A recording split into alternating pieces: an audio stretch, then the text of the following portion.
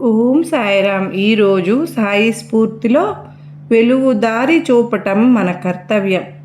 జ్ఞానం కలిగిన వ్యక్తి దైవలీలలను అర్థం చేసుకుని మంచి మార్గంలో ప్రయాణం చేస్తూ ఉంటారు.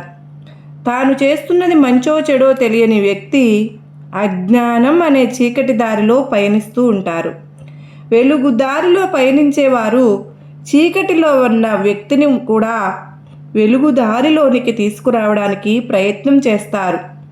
రాత్రి ప్రయాణం చేసే వ్యక్తి తేలికగా ముందుకు సాగాలి అంటే చేతిలో కాగడా పట్టుకుని నడిచేవారి వెనుక నడవాలి.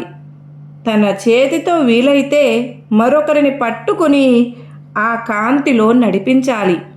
కనుక మొదట మానవుడు తాను సాధన చేసి భగవంతుని గురించి తెలుసుకోవాలి. దైవం గురించి తెలుసుకోవాలి అంటే ఆ దైవం కటాక్షం ఉండాలిగా. అందుకే భక్తితో విశ్వాసంతో బాబా నాకు సాయపడు అని ప్రార్థించాలి. తనను చేరాలని తప్పించే భక్తులను బాబావారు తప్పకుండా కరుణించే తీరుతారు. బాబా కరుణామయుడు.